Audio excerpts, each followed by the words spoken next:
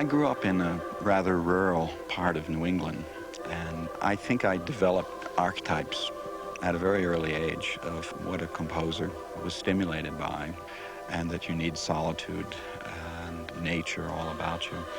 In fact, I think the actual creative act itself tends to be done in the least distracting of circumstances. I, for example, don't come up to this beautiful part of the country to compose. I tend to come up here to collect my thoughts and to just let all the activity that's gone on in my brain and my psyche fall into place. So I use the natural surroundings of this part of the state almost like a therapy. John Adams, born in 1947, is one of the success stories of modern music in the United States. He's created his own style out of a system known as minimalism, a music based on hypnotic repetition and pulsation. His work has aroused passionate enthusiasm and furious attack, but there's no doubt that he's broken through the distrust which many audiences have for the music of our time. The wonder of John Adams, to me, is that there's the extraordinary thing of motion. And knowing California as I do, all those vast spaces and that amazing exhilaration of going through those vast spaces is absolutely here. All the musicians also seem to be producing this music that shines.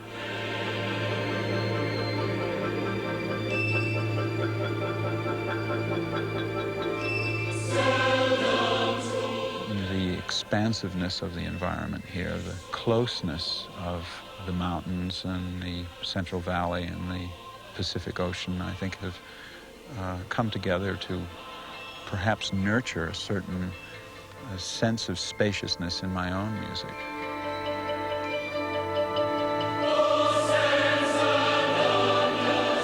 I decided when I was about 36 years old, after 10 years of teaching at a conservatory, that I had one life to live and that all I really wanted to do was write music. And I decided that come hell or high water, that was what I was going to do.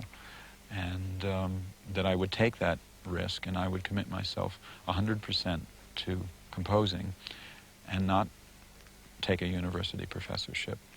Now, there was also a certain goad in that for me, because I realized that if I knew I had to write a lot of music in order to pay the rent, I would be stimulated not to indulge myself, but rather to just produce daily. And it's turned out to work very well for me. So, here we go. Birmingham, the Adrian Bolt Hall. Simon Rattle is taking a first rehearsal with the CBSO chorus. The music is the beginning of Harmonium, a large-scale work for chorus and orchestra. Bit more. Da, da, da, da, da. No. Harmonium was written in 1981, and for some reason, which I can't remember, the idea of a chorus being involved came up. I think I had just heard the Beethoven piece, Calm Sea and Prosperous Voyage, and I was very touched by that and by the treatment of the Goethe poem. You know, I was quite a young composer at that time, and I had no experience with writing for full orchestra and no experience whatsoever in writing for a chorus. And I thought it was just a wonderful idea, and my initial design was to not use a text at all. I just wanted to use the chorus for the pure sensual beauty of the massed human voice integrated with the orchestra. So I started the composition with that idea in mind, and of course I ran aground immediately, because I discovered that when you take the potential of the word away from the human voice, you take so much away, and you're left with basically just a sound organism, which of course has its uses. But I realized that it would be silly to deprive myself of this wonderful possibility of using words. And I hit upon this poem by John Donne. And if you really want to know what attracted me to the Donne poem, it was just the title, Negative Love, which was a crazy title. It sounded to me like the name of a punk band. I never stooped so low as they, which on an eye, cheek, lip can prey. Seldom to them which saw no higher than virtue or the mind to admire. For sense and understanding may know what gives fuel to their fire. My love, though silly, is more brave. For may I miss whene'er I crave, if I know yet what I would have. If that be simply perfect test, which can by no way be expressed but negatives, my love is so. To all which all love, I say no. If any who decipher best what we know not, ourselves can know, let him teach me that nothing. This as yet my ease and comfort is, though I speed not, I cannot miss. I had no idea on first reading what the poem was about, but the sound of the words generated an idea in my mind. The poem is about transcendental love.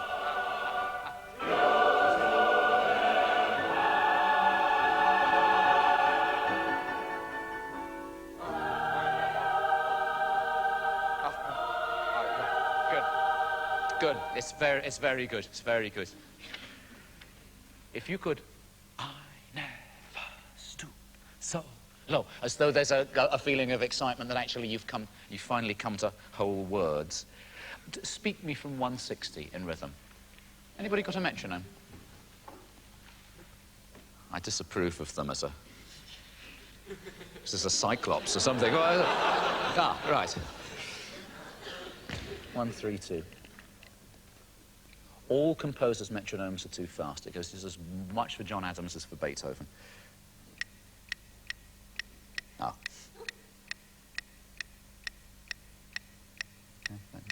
Oh, that's what a very pleasant surprise. I was actually slightly too fast. All right. So, let's do I never stooped. So, 160. Speak. And 1, 2, I never.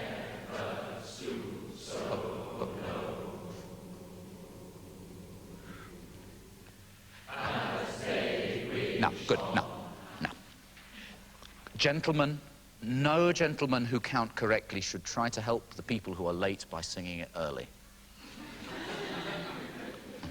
As it's only interesting when it's perfect. So, and 1, 2, I never stoop so low.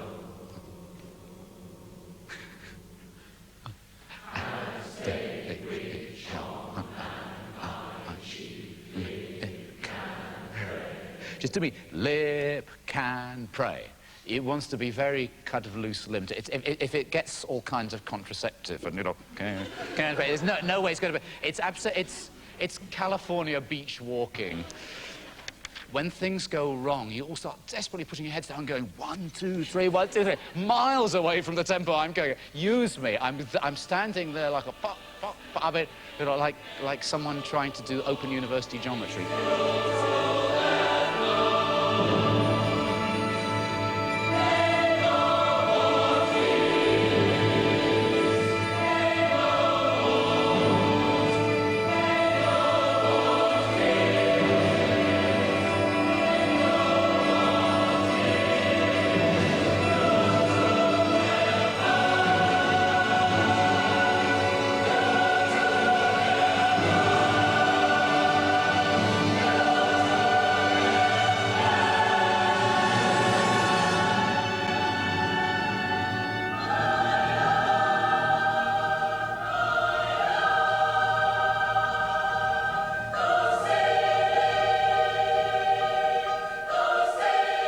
If you choose to set a poem to music, you're taking a great gamble, because you're, in a sense, taking away the ambiguity of the poetry and giving it a rather precise meaning, which someone else may not agree with.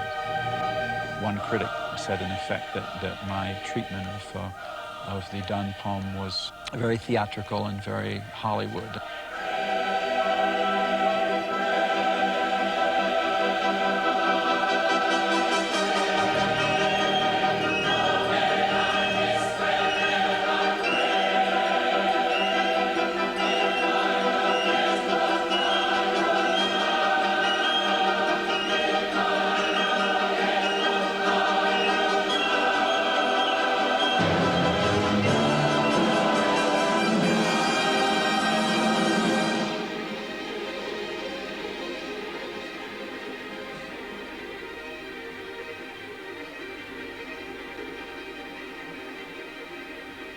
Both of my parents were amateur musicians, and they met at my mother's father's dance hall. He owned a dance hall that was built out on piers onto a lake in northern New Hampshire. It was called Irwin's Winnipesaukee Gardens, and it was actually quite a popular place during the 30s and 40s. My grandfather brought all the major big bands to his dance hall, and I think Glenn Miller and Benny Goodman and Ellington and Basie were all there. My mother sang with one band, and my father played saxophone in a B band, that is sort of the backup band to a big, important one. And they met sometime in the early 1930s and eloped. So my birthright was, in effect, the music of this era, swing music. I heard it all the time when I was a kid. When I was a graduate student and an undergraduate student at Harvard, I think that the big issue at that time was whether or not you would compose in the serial style, and it didn't have any attraction for me at all. 1967, you could turn on the AM radio at any point in the day and hear a string of 5 or 6 hit songs, and they were all good. I don't mean they were just interesting from the point of view of the text, which enjoined you to turn on and tune in and drop out, but they were all musically interesting. I look back on this period as the kernel of my musical experience, the real genetic code to what I am now as a composer.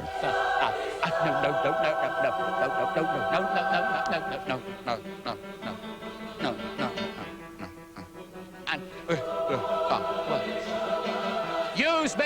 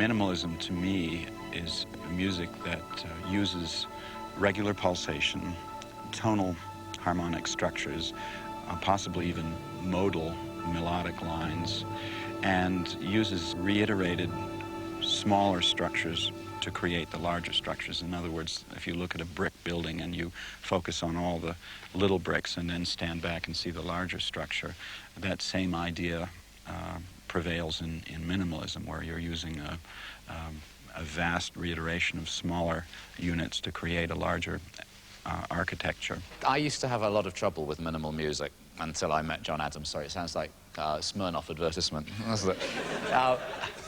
So, I mean, even though I understood even though I understood the roots. I mean, the thing of it actually coming from Indian music, if any of you who know about Indian music, it's a wonderful thing of actually listening and counting the number of beats that go and realizing that, yes, they've suddenly introduced one more note into the scale. It was so much like this. But I had a great deal of trouble with particularly Philip Glass, but even also Steve Reich to a certain times. It seemed to me that you had to be stoned to really enjoy it. I didn't have the patience. I don't like to be called a minimalist composer because I think my music encompasses a great deal more than just these procedures. I liken myself much more to a romantic 19th century composer in the sense that the music is much more dramatic in its rises and falls, its formal shape. It's more mercurial.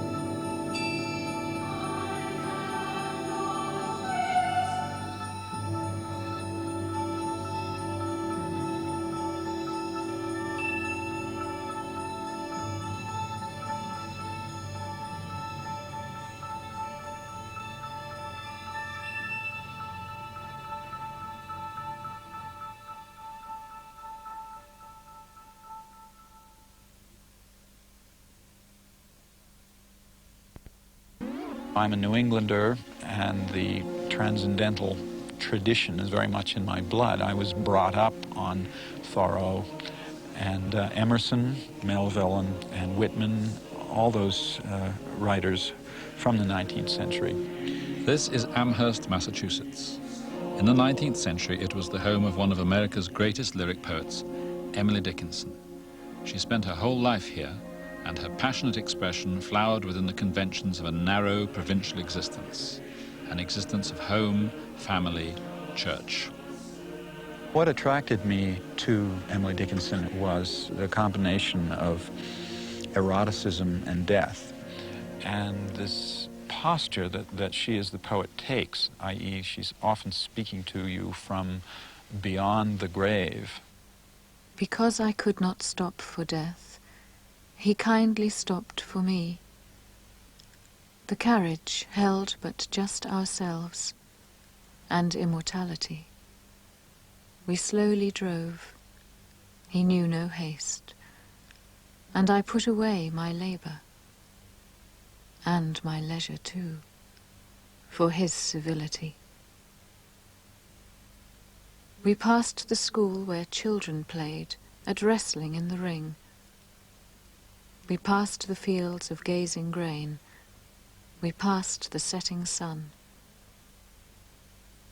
We paused before a house that seemed a swelling in the ground.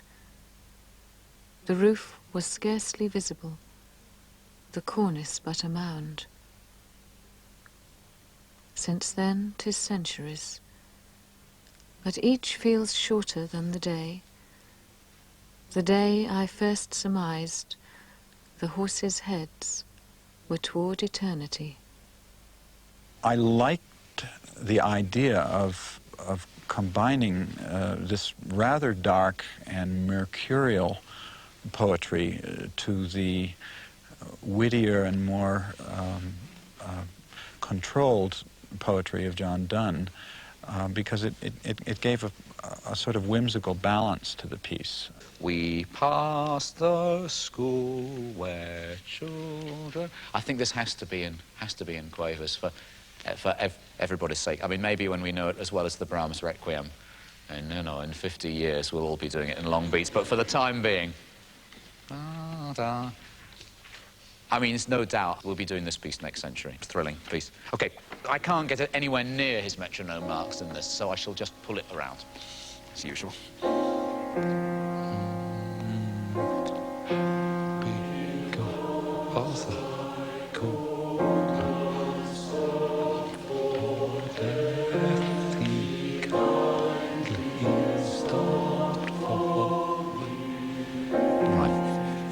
Ladies and gentlemen, you are travelling along in a carriage, weightless, almost speedless.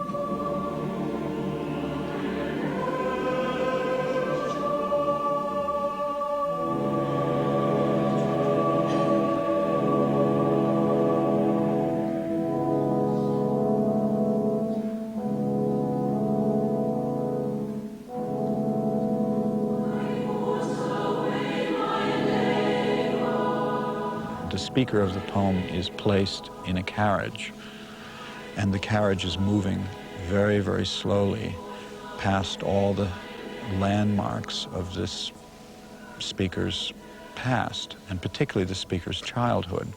I probably never would have come up with this movement, with this particular slowly rolling music, if I hadn't been presented with this image of a woman in a funeral carriage being driven by death. It was a very, very powerful and very lyrical image.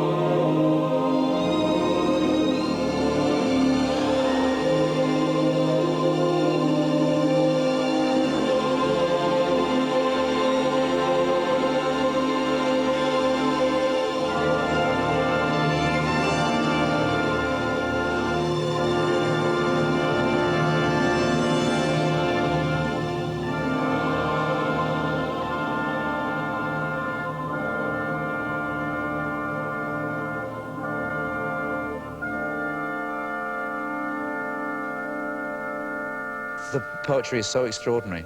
Since then, 'tis centuries, but each feels shorter than the day I first surmised the horses' heads were towards eternity. I mean, it's the nearest thing in a poem I ever discovered to what is forever. I mean, what my little boy keeps on asking me, well, what is this? You know, what is forever? What is after death? What is all this? What do we do when we die? What am I going to do when I die?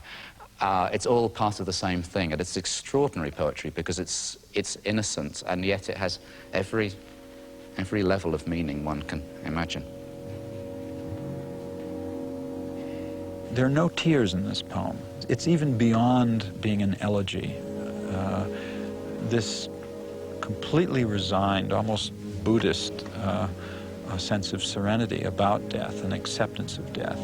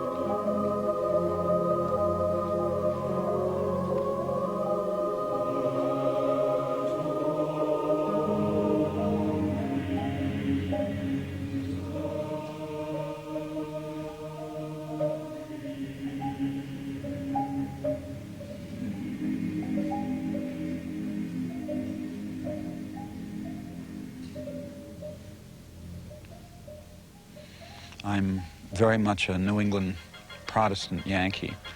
The idea of the creator who's bitten by the muse at 3 in the morning and jumps out of bed and scribbles a thematic idea on the night table couldn't be more distant from my creative procedures. I get up in the morning, I have breakfast, and go to work just like a banker. For me, creativity is very much like being an athlete. You have to be in shape. It's a very physical activity for me. I'm a feeling type by the definitions of Carl Jung. The activity of making music is one of kind of getting in touch with my feelings as they're manifested both physically and emotionally. That's why starting a piece is always the hardest, because in a sense you don't know exactly what this is in front of you.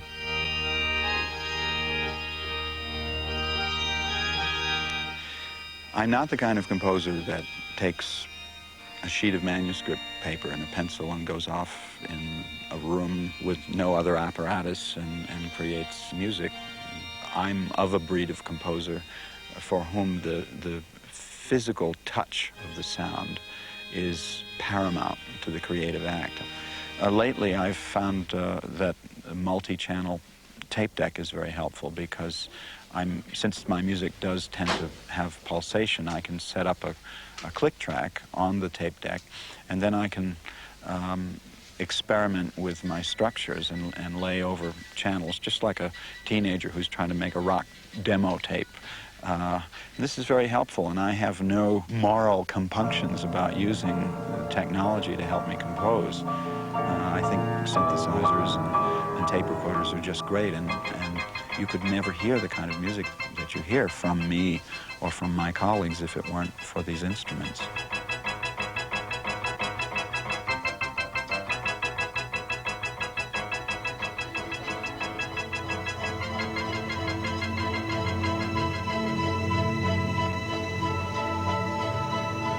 Right, let's do everybody at, say, not too loud, from 484, please. 484.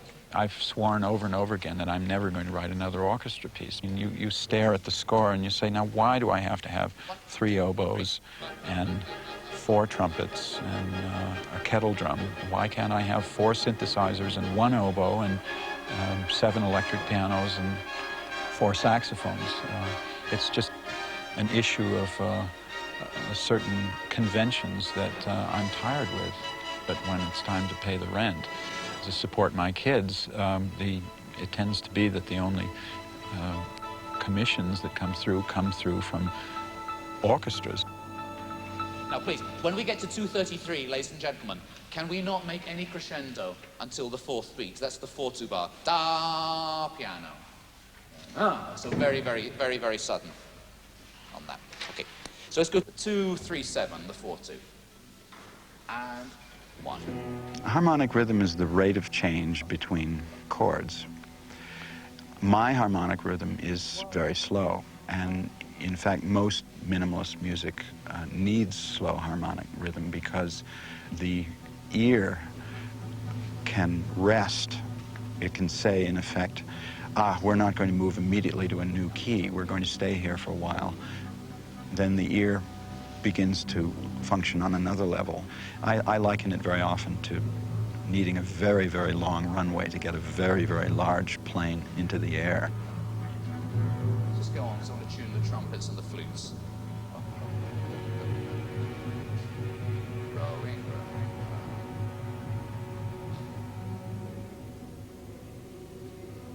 The east coast of the United States is far too beholden to European standards of art. I think you need to be in a free environment. I've been called everything from a latent minimalist to a retrograde romanticist, and these are all the slings and arrows that people who have bought the modernist ticket, lock, stock, and barrel, fling at me, because it's a very emotional issue. People that have invested their lives and their whole moralities into the modernist tradition are very upset by this new attitude, which they feel is promiscuous and in some cases even compromising.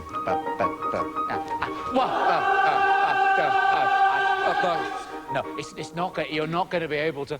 Wild nights. Wild nights. You have to shout it. I'm sorry. None of this careful stuff. Yell, scream. You know, shake it about. That kind of stuff. 2 and yeah. Wild nights. This poem, Wild Nights, is an amazing poem. It's very short, and when I first discovered it, it struck me as a Mick Jagger lyric. It really could be on the back of an old Rolling Stones album. Wild nights were I with thee. Wild nights should be our luxury. Futile the winds to a heart in port. Done with the compass, done with the chart. Rowing in Eden, the sea. Might I but moor tonight in thee. It's a very sexual poem. The basic imagery is of a ship in a stormy sea, and there, instead of a sense of fear, there's this sense of thrill, and the ship is rocking and rolling. Wild night. It's I don't know anything more X-rated in all movies, anything more onomatopoeic. Anyway. On that. Now, for Emily Dickinson, of course, it was all sublimation, but it needn't be for us. We could do the real. I know this movement extremely well. You'd be glad, because Sasha loves it. He says, "I want the jumping music now." What happens? And this is it. Then there's this wonderful image of throwing away the compass, done with the compass.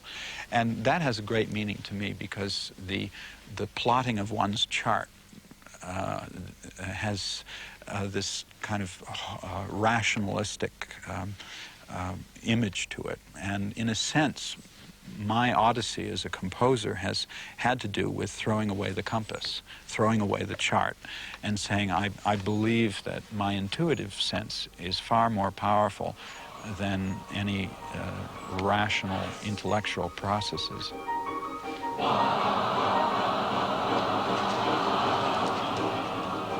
That kind of ecstatic mode that certain kinds of music invite is very important in my music. And I think that pulsation is really the key. As soon as you destroy pulsation, you deny yourself the possibility of reaching that ecstatic level. It's there in ethnic music, it's there in very, very primitive music, and it's there in rock music, it's there in jazz, and it's there in minimalist music as well.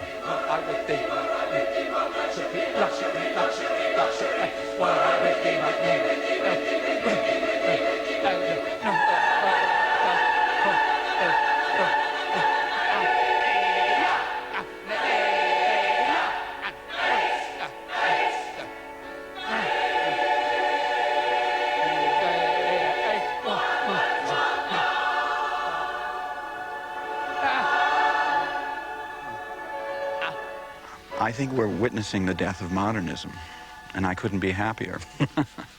There is a departure from the rigorous, purist attitude towards creativity that really typifies the great masterpieces of modernism.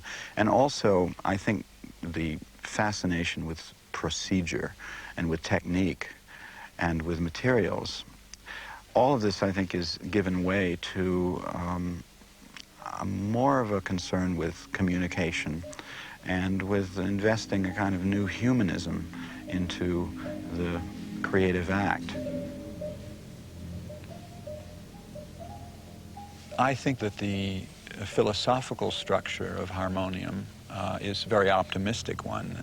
The scenario that I had in my mind was that there is a rebirth that takes place after death, and that this cyclone, this orchestral interlude, which is like a cyclone that follows the death poem, explodes out onto a vista which is full of life and full of a kind of reaffirmation of living and a physical, sensual, and extraordinarily sexual energy.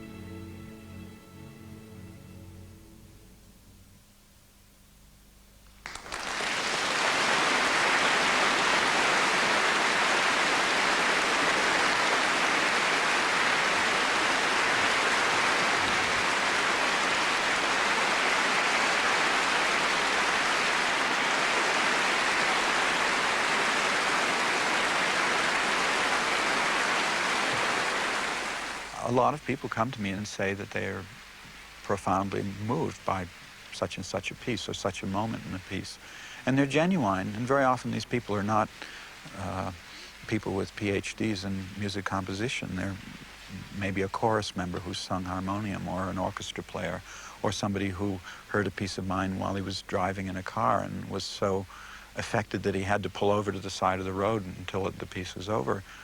And that fills me with a sense of satisfaction that my work has communicated across that awful abyss that exists between one human being and another and affected somebody.